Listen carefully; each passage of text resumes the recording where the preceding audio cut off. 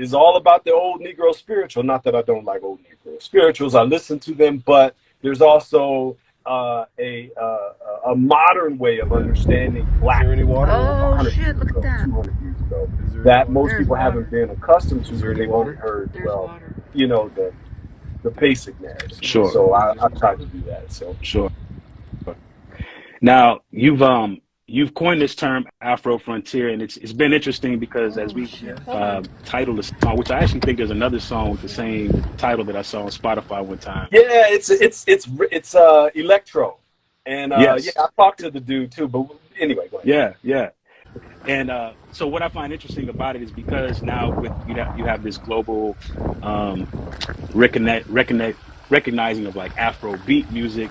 So I think when people hear the term Afro Frontier as it's connected to music, they immediately go there.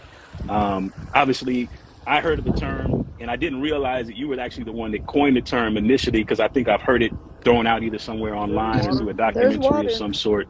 And then I realized, oh, yes, this is Dr. Timothy, who's the same one that does the work that you talked about as far as being historian work on Blackdom, which is connected to my family. Yeah. But can you tell us like the term, how you came about coming up with the term, and then what it actually means? Okay. So what it actually means. I'm going to give you the very basic short version. So my students, they started showing me these videos of the Illuminati, right? And I'm like, okay, all right, I see what you're saying. Okay.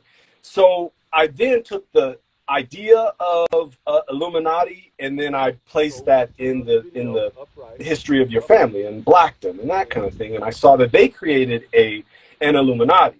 Well, and what I mean, I can tell y'all about that later if y'all ask questions. But from there, I had to now do something historical or about history. And I wanted to bring that Illuminati notion into it so that we can reach the kids. And Afro Frontierism came